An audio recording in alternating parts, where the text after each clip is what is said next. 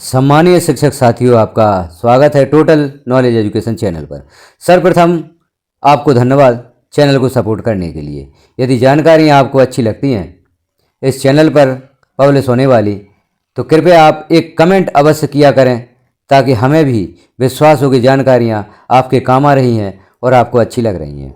इस वीडियो में हम देखेंगे एजुकेशन पोर्टल 3.0 पर जो सर्विस बुक अपडेशन से संबंधित कार्य चल रहा है।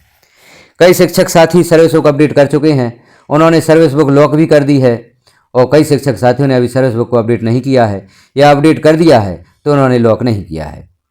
अब जिन साथियों ने सर्विस बुक पूर्व में अपडेट कर दी है, तो पूर्व में हमने देखा था कि कुछ जानकारियाँ सही फिल नहीं हो रही थी, और अभी भी वर्तमान में कुछ जानकारियों में सुधार किया गया, अपडेशन किया गया है, लेकिन अभी भी कुछ जानकारियाँ गलत ही फिल हो रही हैं। तो सर्विस बुक अपडेट करते समय हमें कौन सी सावधानियाँ रखनी है? क्या गलत जानकारी के साथ हम सर्विस बुक वेरीफाई करवा सकते हैं या गलत जानकारियों के साथ सर्विस बुक को लॉक कर सकते हैं? इस संबंध में हम यहाँ पर जानकारी देखते हैं कि इस जानकारी को गलत फिल करने पर आपको कौन सा नुकसान हो सकता है। संपूर्ण विषयों पर हम यहाँ पर चर्चा करेंगे। तो आप किसी ब्राउज़र पर सर्च करें एजुकेशन पोर्टल 3.0। जैसे ही सर्च करते हैं पहला ऑप्शन यहाँ पर जो प्रदर्शित होता है इस पर आप क्लिक करें।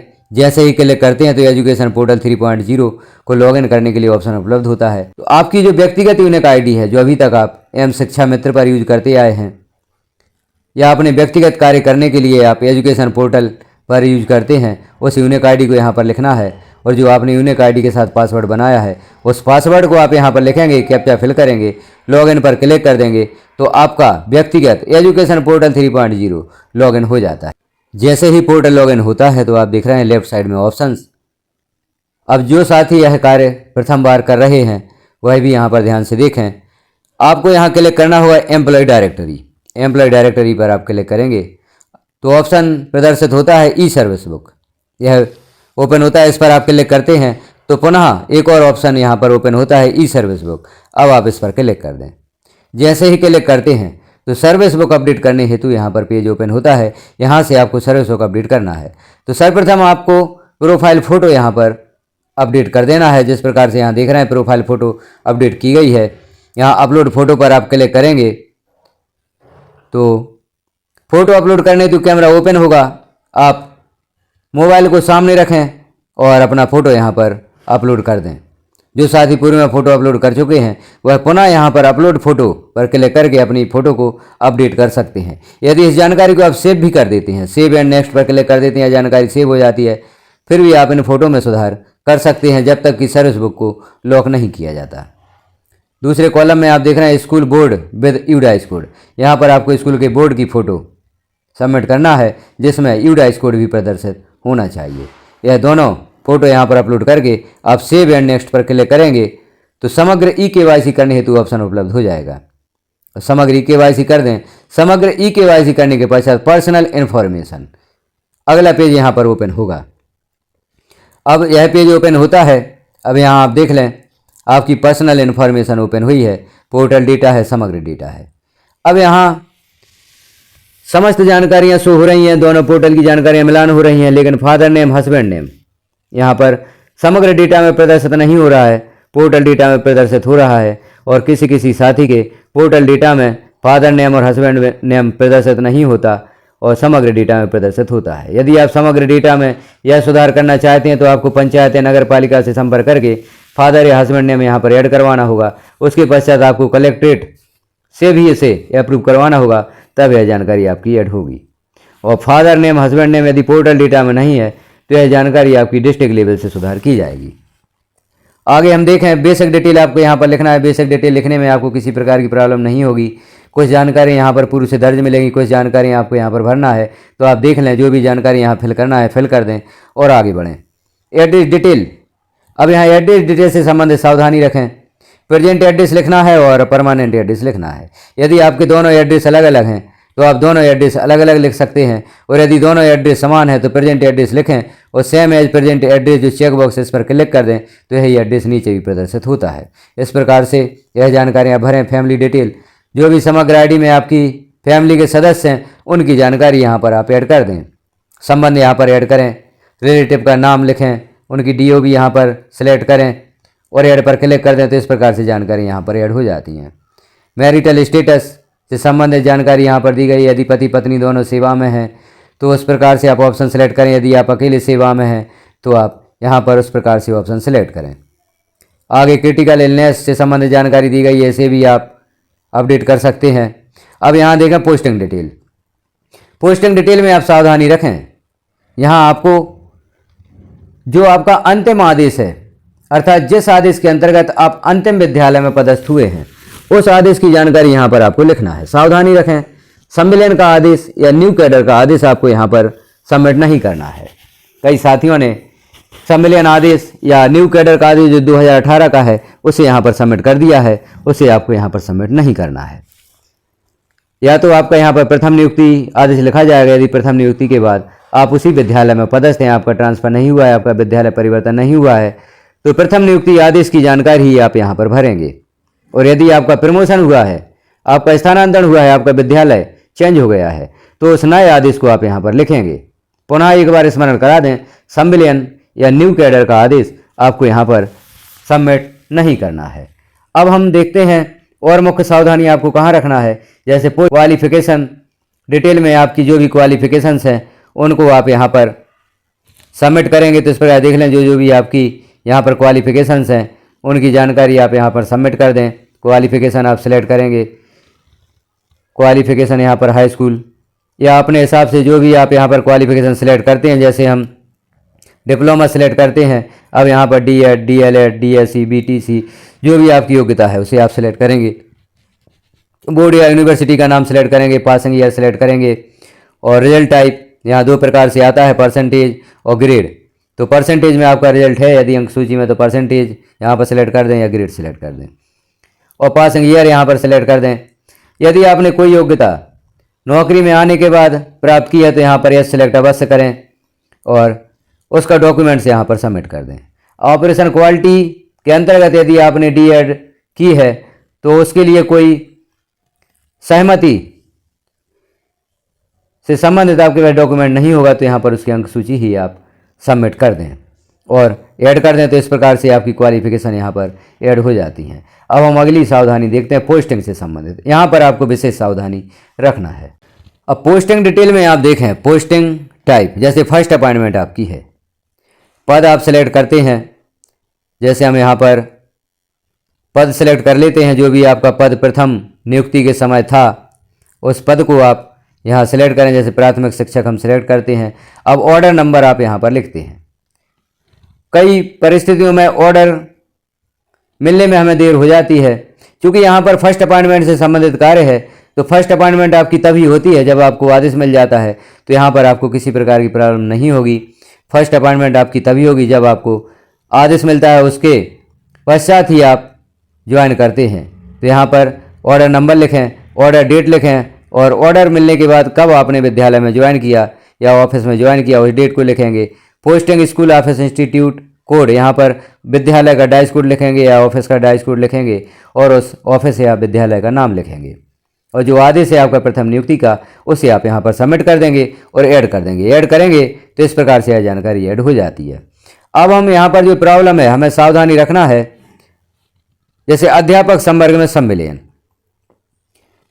यहाँ पर पद आप सिलेक्ट करें तो अध्यापक संवर्ग में सम्मिलन हुआ है आपका, मान लो सहायक अध्यापक के रूप में। अब यहाँ पर आप ऑर्डर नंबर लिखें। ऑर्डर नंबर, यहाँ पर ऑर्डर नंबर जो भी आपका है उस ऑर्डर नंबर को आप लिख देंगे। ऑर्डर डेट आप लिखेंगे।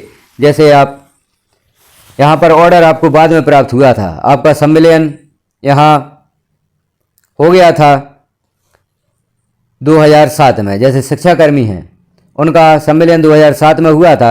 आप 2007 यहाँ पर सिलेक्ट करें। हम देखते हैं दिनांक और माह है अप्रैल, 1/4/2007 में आपका सम्मेलन हुआ था। यहाँ पर हमने ऑर्डर डेट लिखी, सम्मेलन पहले हुआ और ऑर्डर बाद में जारी हुआ, तो यहाँ पर हम इस जानकारी को सबमिट कर पा रहे हैं। तो आप भी इसी प्रकार से जब आपका सम्मेलन हुआ तो सम्मेलन डेट आप सही लिखें और ऑर्डर आपका जब जारी हुआ तो उस ऑर्डर डेट को यहाँ पर लिख दें।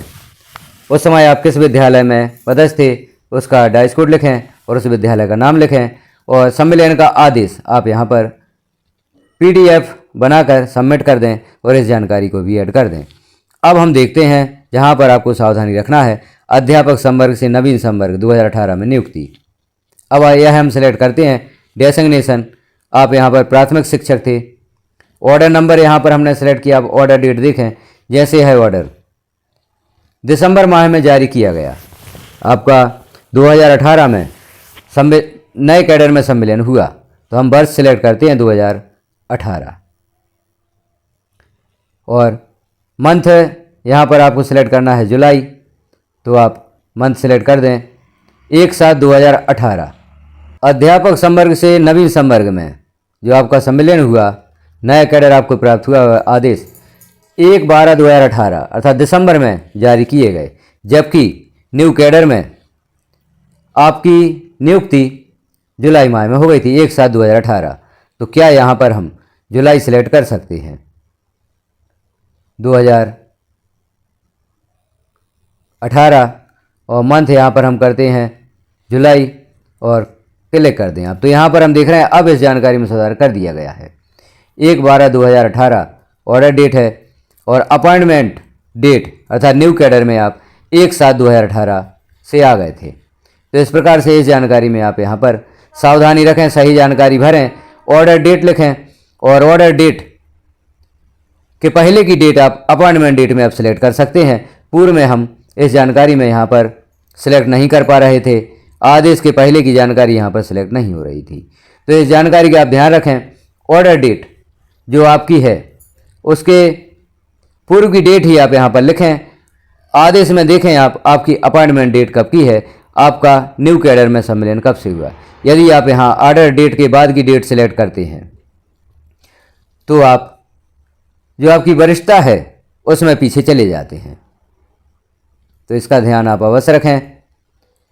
आदेश की तारीख आप जो आदेश के ऊपर लिखी है उसे लिखें और कब से आपका न्यू कैडर में सम्मेलन हुआ उसे आप लिखें। अब हम देखते हैं अगला जो कॉलम है, स्थानांतरण, पदोन्नति, उच्च पद प्रभार, नियुक्ति की प्रविष्टि। यहाँ पर जैसे हम देखते हैं पदोन्नति से संबंधित जानकारी, प्रमोशन, किस पद पर आपका प्रमोशन हुआ उस पद को आप यहाँ पर सिलेक्ट करेंगे। जैसे आप सहायक अध्यापक से अध्यापक पद पर आए हैं, ऑर्डर नंबर यहाँ पर लिखें आप, जो भी आपका ऑर्डर नंबर है, ऑर्डर डेट लिखें। तो हम लिखते हैं ऑर्डर डेट जब भी आपका प्रमोशन हुआ है, जैसे हम 2013 यहाँ पर सिलेक्ट करते हैं और ज्वाइनिंग डेट, क्योंकि ऑर्डर बाद में जारी हुआ लेकिन आपका प्रमोशन पहले हो गया था, तो क्या यहाँ पर हम पूर्व की दिनांक सेलेक्ट कर सकते हैं। तो यहाँ पर आप देख रहे हैं 2013 यहाँ हमने सेलेक्ट किया और यदि हम यहाँ पर इससे पूर्व का मंथ सेलेक्ट करना चाहते हैं तो नहीं कर सकते, क्योंकि आदेश मिलने में देरी हो जाती है। तो आप यहाँ पर इसके पूर्व की दिनांक सेलेक्ट नहीं कर पा रहे हैं, ऑर्डर डेट ही आपको यहाँ पर सेलेक्ट करनी होगी या ऑर्डर डेट के बाद की दिनांक ही आप यहाँ पर सेलेक्ट कर पा रहे हैं। तो इस प्रकार से कुछ जानकारियाँ यहाँ पर अभी सही फिल नहीं हो रही हैं। तो आप देख लें जो भी जानकारियाँ आपकी सही फिल नहीं हो रही हैं उन जानकारियों की एंट्री आप गलत ना करें। यदि आप गलत एंट्री कर देते हैं तो आप अपनी वरिष्ठता में पीछे चले जाते हैं। तो ध्यान रखें, यहाँ पर जिन जानकारियों को आप सही भर पा रहे हैं उन जानकारियों को भरें और यदि सर्विस बुक आप अपडेट कर रहे हैं तो सर्विस बुक को अपडेट कर दें। जो भी जानकारी यहाँ पर भरी जा रही हैं, भर पा रहे हैं आप, उन्हें भर दें और इन जानकारी को सेव भी कर दें। लेकिन अभी इस जानकारी को लॉक एंड सबमिट ना करें, क्योंकि यदि आप एक बार लॉक एंड सबमिट कर देते हैं तो इन जानकारियों में आप किसी भी प्रकार का सुधार नहीं कर पाएंगे। तो जानकारी को आप अभी सिर्फ सेव करें, लॉक ना करें। और यदि आपके द्वारा कोई जानकारी यहाँ गलत फिल हो भी जाती है तो जब आप अपने DDO या संकुल केंद्र में वेरिफिकेशन हेतु जाते हैं तो वहाँ पर इन जानकारियों में सुधार अवश्य करवा लें। सावधानी रखें, जब तक कि सभी जानकारियाँ सही फिल ना हो जाएं तब तक आप सर्विस बुक को वेरीफाई ना करवाएं। एक बार आप मिलान करें और एक बार DDO पर भी मिलान किया जाएगा आपके डॉक्यूमेंट से, तभी इसे वेरीफाई किया जाएगा। तो आप भी ध्यान रखें, सभी जानकारियों का सही मिलान करवाने के पश्चात ही सभी जानकारियों का आप भी सही मिलान कर लें, उसके बाद ही आप इस जानकारी का वेरिफिकेशन करवाएं या सर्विस बुक वेरीफाई करवाएं। यदि सर्विस बुक एक बार वेरीफाई हो जाती है तो उनमें सुधार हेतु आपको परेशान होना होता है। आप जिले स्तर से या राज्य स्तर से उनमें सुधार करवा पाएंगे। यदि संकुल स्तर से या डीडीओ स्तर से जानकारी को वेरीफाई कर दिया जाता है। तो फर्स्ट अपॉइंटमेंट से संबंधित भी हमें एक सावधानी रखना है। जैसे हमारे गुरुजी भाई हैं, शिक्षा गारंटी में जिनकी नियुक्ति हुई थी, उनकी नियुक्ति पूर्व में हो चुकी थी लेकिन आदेश बाद में जारी हुए थे। अब यहाँ पर जैसे वह पद सिलेक्ट करते हैं तो उनकी जो प्रथम पद होगा वह संविदा होगा। तो यहाँ पर जैसे संविदा शिक्षक 3 हम सिलेक्ट करते हैं, क्योंकि उनकी जो प्रथम नियुक्ति निर्धारित की गई है वह संविदा से ही की गई थी। अब यहाँ पर हम ऑर्डर डेट लिखते हैं। इनके आदेश नियुक्ति के लगभग 1 साल और 2 साल पश्चात जारी हुए हैं। तो यदि हम यहाँ पर जैसे उदाहरण स्वरूप दिनांक सिलेक्ट करते हम 2011 और मंथ कोई भी सिलेक्ट कर लेते हैं। अब यहाँ पर ज्वाइनिंग उनकी पूर्व में हो चुकी थी, तो यहाँ आप देखें जैसे हमने 2011 सिलेक्ट किया और इनकी नियुक्ति 2009 में हो चुकी थी। तो यहाँ पर पूर्व की दिनांक सिलेक्ट नहीं होगी, क्योंकि यहाँ और सन ओपन नहीं हो रहे और वर्ष ओपन नहीं हो रहे हैं। तो गुरुजी भाई यहाँ पर ध्यान रखें, गलत जानकारी के साथ सर्विस बुक को लॉक ना करें। इसमें भी सुधार किया जाएगा, क्योंकि धीरे धीरे सर्विस बुक अपडेट करने हेतु नए अपडेशन किए जा रहे हैं। तो इसमें भी सुधार किया जाएगा। अभी आप गलत जानकारी फिल ना करें, या फिर यहाँ पर आप जो आपकी नियुक्ति दिनांक है उसे ऑर्डर डेट में लिखें और ज्वाइनिंग डेट में भी वही दिनांक लिखें। तो जो आपकी ज्वाइनिंग डेट है वह ऑर्डर डेट में भी लिख सकते हैं और जानकारी को सेव कर सकते हैं। यदि आप यहाँ पर जानकारी गलत देते हैं, ऑर्डर डेट के अनुसार ज्वाइनिंग डेट देते हैं, तो आप वरिष्ठता में पीछे चले जाते हैं। तो इस बात का विशेष ध्यान रखें। तो अभी सर्विस बुक को लॉक ना करें। जब वरिष्ठ कार्यालय द्वारा जांच कर ली जाती है, आप उन्हें अपनी समस्या बता देते हैं, उसके पश्चात ही सर्विस बुक को लॉक करें और सर्विस बुक को डीडीओ द्वारा आप वेरीफाई करवाएं। तो जानकारी आपको कैसी लगी कमेंट में एक बार अवश्य बताएं।